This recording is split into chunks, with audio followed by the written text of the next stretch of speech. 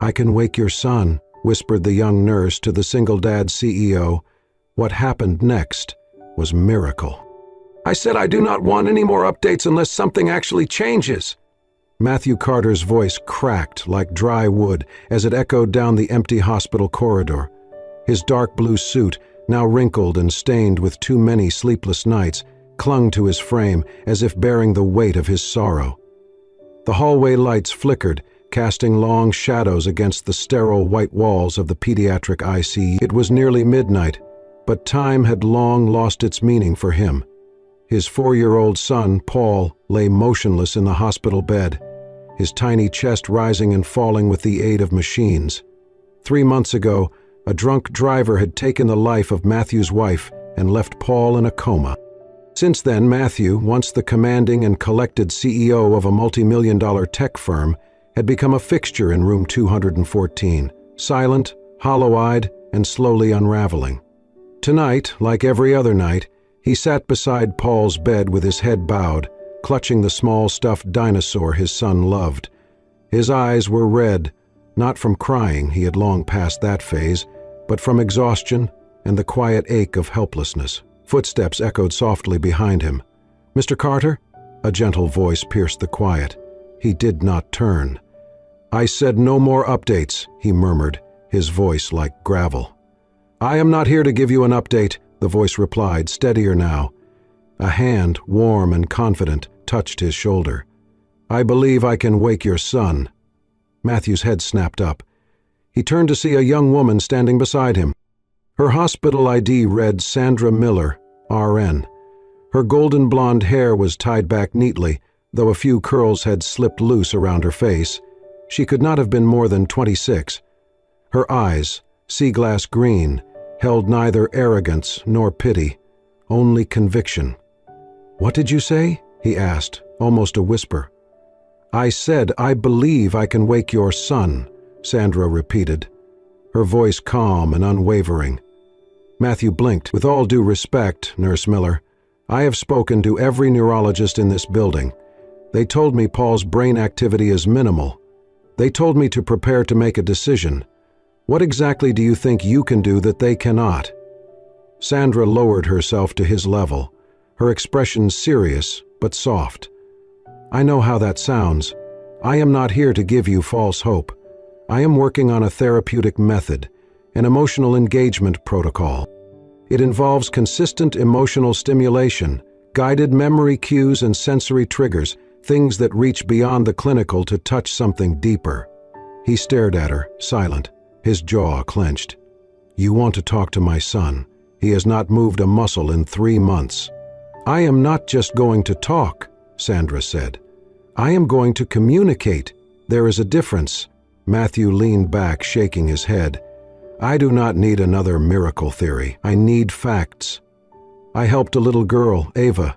She was in a coma for 6 weeks after a seizure," Sandra continued. "Everyone gave up. I did not. I tried this with her. She woke up. The doctors could not explain it, but her parents saw it. They knew what worked. Her recovery is still ongoing, but she opened her eyes. She said her first word a week later." Matthew looked down at Paul. The boy's face was pale and peaceful, untouched by the chaos his small body had endured. "That was 6 weeks. Paul has been like this for 12. I know. That makes it harder, but not impossible." He sighed deeply. "Do you have approval from the hospital?" "I have clearance to do non-invasive therapy. I am not suggesting anything harmful. I will sit with him, talk to him, stimulate his senses gently. Music, familiar scents, even recorded voices, your voice, if you let me." Matthew hesitated. For a moment the CEO in him rose, demanding control, logic, reason. But then he looked at Paul again, the boy who used to laugh at frogs in their backyard, who called pancakes circle clouds, who had not felt his father's arms in months. "What do you want from me?" Matthew asked quietly. "Just your permission." "A week. Let me try for 1 week." He studied her, the way she stood firm, the calm in her tone, the shimmer of quiet fire behind her eyes. She was not selling him hope. She believed it. She believed in his son. Against all reason, something stirred inside him, a spark, barely there, but real. "You get 1 week," he said finally, "and if I see even the slightest sign you are making things worse, it ends." Sandra nodded. "Thank you, Mr. Carter. I will not let you down." He watched as she turned to Paul, her hand gently brushing a lock of hair from the boy's forehead. She leaned in close and whispered something only Paul could hear. And for the first time in weeks, Matthew stayed to listen. Sandra began Paul's treatment with a method she had developed herself, emotive memory immersion, or EMI for short. It was born out of her own experience caring for her mother during a coma and her deep research into how emotional memory can stimulate brain recovery. Each day, she dedicated 6 uninterrupted hours to being with Paul, not just to be present, but to actively awaken the dormant memories tucked deep within his subconscious, using a multi-sensory system that engaged all the gateways to memory. Sandra didn't simply sit by Paul's bedside, she built him a world. Each day she played carefully chosen sounds from his past. His father's voice reading bedtime stories, the bubbling noise of pancakes on a Sunday morning, and the soft lullabies his mother once sang. These weren't random recordings. They were fragments of a life Paul had once known, arranged in a rhythm that matched the days he used to live. She filled the room with familiar scents too, the sweet warmth of vanilla orange baby shampoo, the buttery comfort of pancakes, even the smell of wet earth after rain. She found ways to recreate them through oils and diffusers, layering the air with memory. From old home videos, Sandra learned how Paul's mother used to stroke his hair, pat his back in slow rhythms, hold him just so when he was tired. Sandra repeated those gestures exactly, gentle, careful, as if her hands could whisper to his skin what words could not. Even the light was part of the therapy. She used a color system to match each moment of the day, amber for motherly stories, soft blue for tales of outdoor play, lavender when it was time to sleep. The room shifted with emotion, like a storybook Paul could feel around him. And every day followed a script, a made-up routine that mirrored the life Paul once had. Sandra would greet him like his mom used to, tell him it was time for lunch with Dad on the balcony, walk him through an imaginary trip to the park, holding a pretend leash for his toy dinosaur. At night, she'd bathe him in words, dress him in memory, and lay him down with the same old dinosaur book, finishing with a song she barely remembered learning. At the end of each session, she'd place one hand over Paul's heart, the other over her own, and breathe slowly, in and out, together. She called it heart sync. No machines, no monitors, just a human rhythm, shared. A quiet conversation between souls. She wasn't just reminding Paul of life, she was inviting him back to it. Every day Matthew stood behind the glass, watching. He was a man who had once bent industries with a single decision. Now he was helpless. No amount of money could buy his son's voice. And yet, here was this young nurse, this blonde, gentle presence, doing something no doctor had dared promise. His skepticism turned into silent reverence. He began bringing her coffee in the mornings, then sandwiches, then a soft throw blanket when he realized she stayed well into the night. He never said the words, but his gestures spoke louder. "I see you. I believe in you." One night, as Sandra sang to Paul under the soft orange glow of the memory lights, Matthew watched, with a clenched jaw and a heavy chest. The glow reminded him of the hospital room the night his wife died, her half-open eyes, the final glance toward their son. He had held her hand and whispered, "You don't have to worry about him. I will take care of our boy." That promise had become both his anchor and his burden. Then, on the 12th night of treatment, it happened. Sandra had just finished telling Paul a bedtime story about a rocket ship going to the moon. She leaned down to brush his hair and noticed something unusual. A tear. It slid silently from the corner of Paul's left eye, leaving a glistening trail down his cheek. She froze. "Paul?" she whispered, her hand gently cupping his face. No change, no flinch, But the tear was real, warm and human. She rushed from the room, her voice trembling. "Matthew, come now, Paul!" Matthew ran in, breath caught. He followed her gaze and saw it, the unmistakable trail of moisture on his son's cheek. "My God," he whispered, collapsing to his knees beside the bed. "Do you think—" "He felt the story?" Sandra asked, voice breaking. "I don't know," Matthew replied, voice hoarse. He reached for Paul's hand, gripping it tightly. "But I think he's trying to come back to us." From that night on, Matthew never left the room again. The next few days were not easy. Word of the tear incident spread quickly through the ward. Some staff members found it touching. Others, however, were less kind. Sandra began to feel the subtle shift in energy, the way conversations paused when she entered a room, the sideways glances, the dismissive whispers barely masked behind coffee cups. "She thinks she can wake him with fairy tales," one nurse muttered in the break room. "She is sweet, but it is all in her head." "It is dangerous," another added. "The father is desperate. She is giving him false hope." Sandra heard every word, though no one said it to her face. Still, she continued her routine with Paul, unwavering. But the weight of isolation pressed a little heavier on her shoulders each day. Matthew noticed. He walked in on one such conversation while passing by the nurses' station. When the two nurses turned to see him standing silently, they paled. "Is there a problem?" he asked, his tone cold and controlled. "No, Mr. Carter," one of them stammered. "Then perhaps you could use your energy on something more useful than ridiculing someone who's doing more for my son than any of you have in 3 months." The silence that followed was complete. Later that day, Sandra found a single white rose left on her workstation. A note was tucked beneath it, written in neat, deliberate handwriting. "Do not let the noise drown out what only your heart can hear. M." From then on, a quiet understanding formed between them. They began to speak outside of Paul's room. Sometimes it was just passing comments about the weather or the hospital coffee.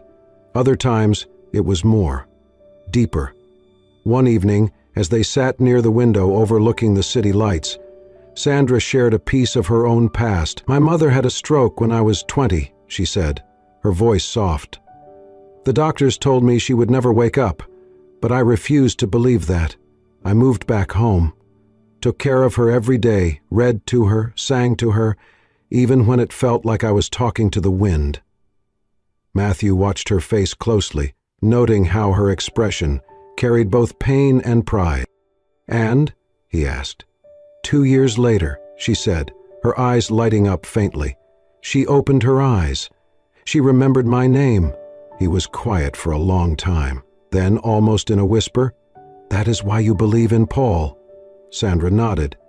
"It is not blind hope, it is memory and love." The following night, Matthew went looking for Sandra after her shift. He had brought a book Paul used to love, one about trains, and wanted to see if she would read it to him, but she was not at the desk, nor in the break room. Something tugged at him, a quiet concern. Then he remembered the chapel. The hospital chapel was always dim, hushed, its stained glass windows glowing softly in the moonlight. He stepped inside, careful not to make a sound. There in the last pew sat Sandra. Her head was bowed, her hands clasped. Silent tears streamed down her cheeks. She was completely alone. Matthew stood there for a moment, torn. Then, gently, he slipped off his coat and walked to the pew behind her. Without a word, he laid the coat over her shoulders. He tucked a small folded note into her hand and left quietly. When Sandra opened the note minutes later, her breath caught. "You're not alone in this, Matthew." She held it to her chest and wept, not from loneliness this time, but from something she had not allowed herself to feel in a long time. Belonging. The first time it happened, it was so subtle that Sandra almost missed it.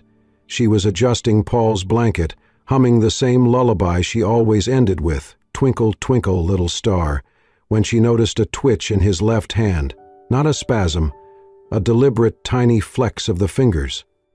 She froze, heart pounding. "Paul?" she whispered, kneeling beside him. "Sweetheart, can you hear me?" His eyelids fluttered. just slightly, like the soft brush of wings. Sandra ran to get Matthew. When he rushed in, breathless and wide-eyed, she pointed to Paul's hand. "Look, there." His fingers moved. "I saw it." Matthew leaned in, his eyes scanning every inch of his son's face, and then he saw it too, the faintest flicker beneath the lids. Paul's eyes didn't open, but there was movement, response, presence. For a moment, neither of them spoke. Then Matthew exhaled, the sound halfway between a gasp and a sob. "He's in there," he said, barely believing it. "He's really in there." They called in the medical team. The doctors ran tests, measured vitals, checked brain responses. The results were inconclusive, but for Sandra and Matthew, it was a miracle already. They did not celebrate. Not yet. But their eyes began to hold something they had both been too afraid to carry. Cautious hope. 2 days later, Matthew approached Sandra after her shift. "I was thinking," he began, rubbing the back of his neck like a teenager, unsure of his words. "Maybe you and I could get dinner, somewhere outside this building, just to breathe." Sandra hesitated, then she smiled, her eyes gentle. "As friends, as two people who share something important," he said. "And maybe, who need to remember what normal feels like, even for one night." That Friday evening, Sandra appeared outside the hospital entrance, her blonde hair softly curled, wearing a simple navy blue dress that brushed just above her knees. It was elegant and understated, but to Matthew, she looked radiant. He stood in silence for a second too long. "You're staring," she said with a shy laugh. "I know," he replied honestly. "I was not prepared." They dined at a quiet Italian bistro tucked between two brownstones downtown. It was the kind of place where candles flickered and time seemed to slow. Their conversation was easy at first, light, even playful, but it did not take long before it turned deeper. "I used to think family was something you built after you made it," Matthew said, twirling his wineglass absently, "like a prize at the end of the marathon. Then everything happened, and I realized I had it backwards." Sandra nodded. "Family is not a reward. It's the reason." He looked at her, his eyes soft. "Do you think you'll ever have one of your own?" "I used to think maybe not," she said, a trace of sadness flickering across her face. "After everything with my mom, it felt selfish to want more. But now, I think maybe love is meant to be shared, not saved." Their eyes met across the table, and for a brief moment, the chaos of the hospital, the pain, the waiting, it all faded. It was just them, two souls finding light in the dark. Then Sandra's phone buzzed. She frowned. "It's the nurse's station. They know I'm off," she answered, her expression curious, then quickly changed to shock. "Wait, can you say that again?" Matthew leaned forward. "What is it?" She put the phone on speaker. A nurse's voice came through, breathless with excitement. "Sandra, Paul just spoke. One word." It was quiet, but clear. "What did he say?" Sandra asked, voice trembling. "Dad." "He said Dad." Matthew's fork clattered onto his plate. He stood, stunned. "He said my name?" he whispered. Sandra nodded, eyes wide and glistening, and said your name. The two stood in silence, their hearts racing with a joy neither had dared to imagine. In that candlelit restaurant, between glasses of wine and confessions of heartache, the impossible had begun to unfold. Paul had spoken, and for the first time in months, Matthew Carter smiled. Not the smile of a CEO, but of a father whose world was slowly coming back to life. The room was silent except for the rhythmic beeping of the heart monitor and the soft hum of the oxygen machine.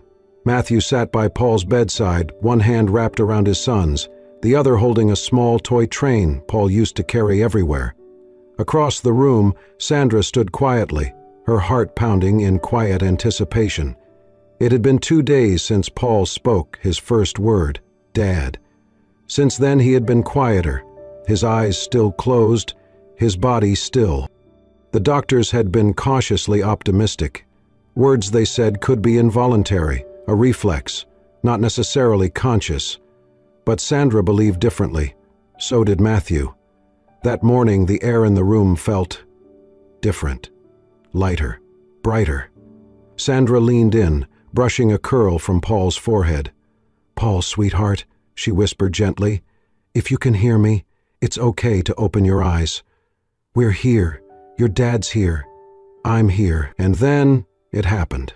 Slowly, with a delicate flutter like leaves in the breeze, Paul's eyelids parted. At first, just a sliver of light revealed beneath. Then, wider, his eyes opened fully, blinking against the soft light of the room. Matthew froze, breath caught in his throat. "Paul?" he whispered, unable to trust his voice. Paul turned his head slightly toward the sound. "Daddy?" he said, hoarse but clear. Matthew fell to his knees beside the bed, choking on a sob as he cradled Paul's hand in both of his. "I'm here, buddy. I'm here. I've got you." Paul's gaze slowly drifted past his father and landed on Sandra. His lips curved just slightly into the beginning of a smile. "Angel," he whispered. Sandra gasped, her hands flying to her mouth. She could barely speak. Did he just? Matthew turned to her, his eyes already overflowing. "Bell called you his angel." Tears streamed down Sandra's face. She knelt beside Matthew, her hand brushing against Paul's. "Hey there, sweetheart," she said softly, her voice shaking. "You remembered me." Paul reached toward her, his small arm trembling, and wrapped it around her neck in the gentlest of hugs. And that was when the room changed. The door opened and two nurses stepped in, their casual postures vanishing the second they saw what was happening. One of them called for the doctor, who rushed in moments later, followed by more staff. Monitors were checked, pupils examined, vitals recorded, but none of them could explain what they were witnessing. "He shouldn't be this responsive so soon," one of the doctors said quietly to another. "His brain scans barely showed high perpendicular patterns last week." "Spontaneous neurological recovery," another guessed. But Matthew knew better. So did Sandra. This wasn't random. This wasn't science. This was love. This was patience, and storybooks, and lullabies sung into the dark. This was months of unwavering faith. This was a miracle born not of medicine alone, but of something far more powerful. Sandra remained kneeling beside the bed, one hand still resting lightly on Paul's shoulder. He had not let go of her. His small body leaned toward hers with the quiet trust of a child who had known her in the deepest part of his unconsciousness. Matthew, still beside them, pressed a kiss to his son's forehead. He looked up at Sandra, his voice raw with emotion. "You did this," he said. "You brought him back." "No," she whispered. "He came back because you never gave up." But Matthew shook his head. "No, I never would have made it this far without you." Paul let out a sleepy sigh, closing his eyes again, but this time not in coma, but in rest, in safety. The kind of rest only a child can have when they know, truly know, that they are surrounded by love. And in that quiet moment, surrounded by doctors, nurses, and machines that no longer mattered, a boy, a father, and a young nurse became something more than survivors. They became a family. The garden behind Matthew's townhouse was simple but beautiful, lined with soft string lights and surrounded by blooming hydrangeas and gentle lavender. The evening air carried a hint of spring warmth, and everything about the setting felt like a quiet celebration of life. Sandra stepped through the back gate, wearing a soft cream dress and holding a small wrapped gift in one hand. She had not expected anything extravagant, just a thank you dinner. But the moment she saw the table set under a canopy of golden lights and Paul seated happily with a paper crown on his head, her heart caught in her throat. Matthew smiled as he walked toward her. "You made it." "You said it would be a simple dinner," she replied with a teasing glance, her voice barely steady. "This looks like something out of a movie," he chuckled. "Let's just say I had a little help from a certain 4-year-old with very strong opinions about balloons and cupcakes." They ate on the patio, laughing softly as Paul devoured frosting with no shame. Music drifted gently in the background. Frank Sinatra, Billie Holiday, the kind of old songs that wrapped around you like a memory. After dessert, Matthew disappeared into the house briefly. When he returned, he was holding a square box wrapped in dark green paper. "This is for you," he said, offering it to Sandra. She looked up at him, surprised. "I didn't expect, just open it." Inside was a leather-bound photo album. On the front, embossed in gold, "For the angel who stayed." Sandra opened the cover, and her breath caught. Each page was filled with photos, small, candid moments from the last 3 months. There she was, holding Paul's hand during a lullaby, reading a storybook aloud, eyes animated, tucking a blanket under his chin with a tenderness that nearly leapt off the page. Every image captured a moment she thought no one had noticed. But someone had. "You were watching?" she whispered, her voice trembling. "Not in a weird way," Matthew said quickly. I did not want to forget what hope looked like, and I saw it in you, every day." Sandra flipped slowly through the pages, unable to speak. Each photo was a reminder of the hardest chapter in her life, and somehow also the most beautiful. At the last page, a handwritten note. "You didn't just wake my son. You woke something in me I thought I'd lost." She looked up, tears in her eyes. "Matthew?" He stepped closer, gently taking her hands in his. "I was angry at the world," he said softly. "Angry at God. Angry at myself. I thought love had been buried with my wife. I thought all I had left was work and silence and a boy I might never hold again." Sandra shook her head, her lips trembling. "You never gave up. I did," he admitted, his voice raw. "But you didn't. You came in and changed everything, with your stubborn hope, with your voice, with your heart." The lights around them flickered gently in the warm night breeze. Paul had fallen asleep in a hammock nearby, his toy dinosaur resting beside him like an old friend. Matthew brushed a strand of hair behind Sandra's ear, his hand lingering at her cheek. "Can I?" he asked quietly. She nodded. He leaned in, and under the soft glow of yellow string lights, he kissed her. It was not rushed. It was not dramatic. It was slow, sure, and filled with all the things they had never said out loud. When they pulled apart, she smiled through her tears. "Took you long enough?" Matthew laughed, pulling her into his arms. "You're not going anywhere, right?" "No," she whispered, resting her head against his chest. "I'm exactly where I'm meant to be." The garden looked different now, more alive, more radiant than it ever had before. Once a quiet private corner behind Matthew's home, it had been lovingly transformed over the past months. New blooms filled the flower beds, string lights hung delicately between trees, and soft music drifted through the late afternoon air. A year had passed, yet the memory of that long, painful winter, of hospital walls, sleepless nights, and the cold ache of uncertainty, felt like a fading shadow compared to the joy blooming around them today. Rows of white chairs lined the lush lawn, facing a small wooden arch wrapped in ivy and pale yellow roses, the same color Sandra wore in her hair the day Paul first spoke again.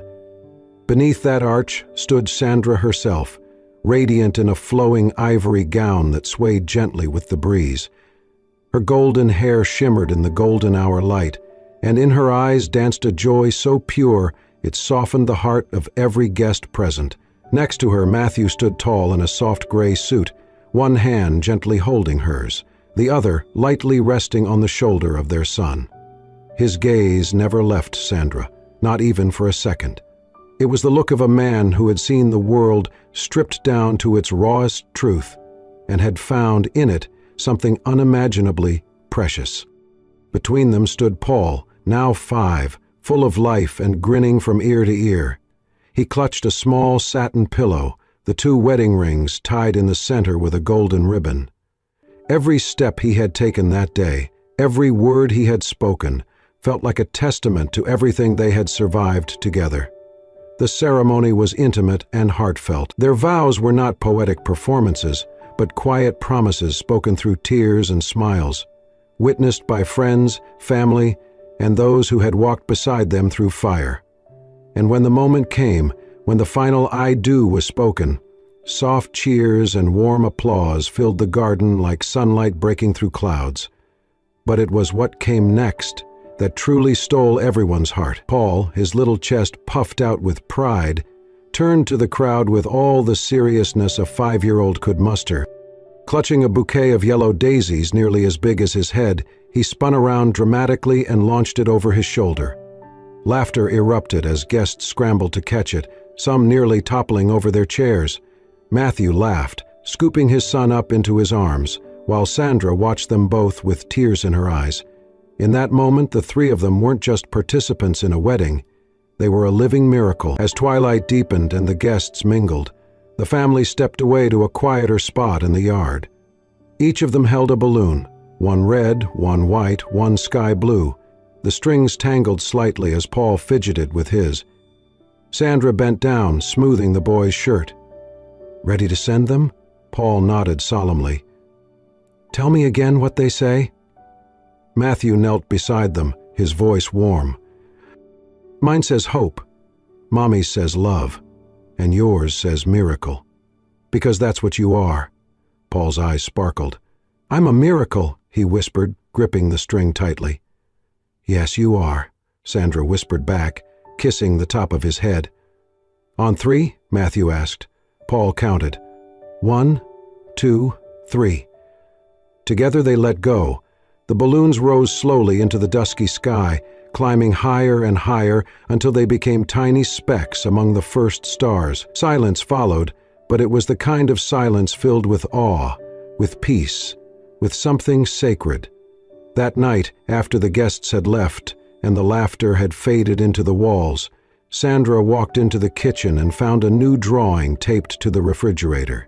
It was a family portrait. The crayon lines were uneven, the colors bold and joyful. Matthew was drawn with broad arms and a wide smile.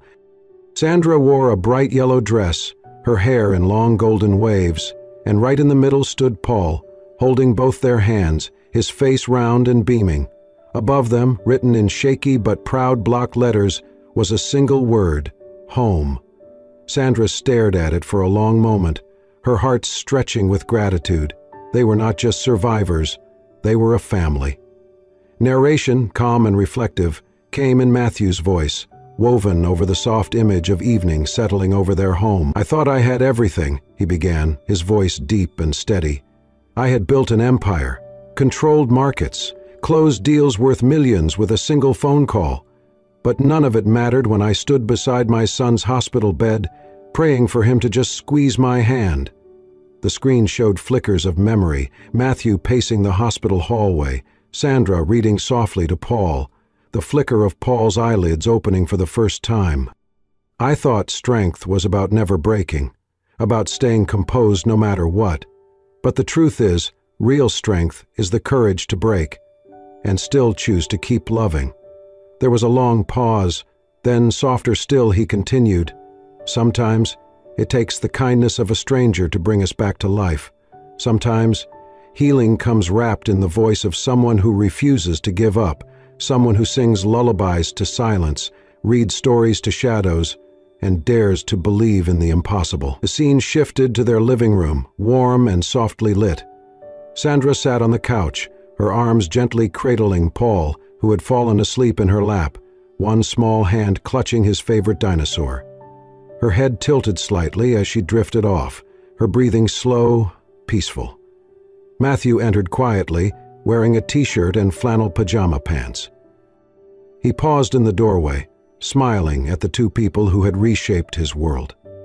He crossed the room slowly, careful not to wake them. Reaching for a knitted blanket draped over the armchair, he unfolded it gently and laid it across them. His hands lingered for a moment, fingers brushing Sandra's shoulder, then Paul's hair. He sat down nearby, resting his elbows on his knees, and watched them with eyes full of quiet gratitude. "Life doesn't come with guarantees," his voice continued in narration. "There will always be losses that knock the wind out of you, but sometimes, if you're lucky, you'll meet someone who reminds you how to breathe again." The last shot zoomed out slowly, the soft light glowing from their home, the peaceful night surrounding it. A single phrase appeared on the screen, written in Paul's unmistakable crayon handwriting. Love brought me back. And then the screen faded to black. If this story touched your heart, reminded you of the power of love, or simply made you believe in miracles again, please consider subscribing to Soul-Stirring Stories. Here, we celebrate the beauty of human resilience, compassion, and the quiet heroes who change lives one gentle act at a time. Turn on the notification bell so you never miss a story that just might warm your soul or bring tears to your eyes. Because sometimes, all it takes is one story to heal a heart. Thank you for watching.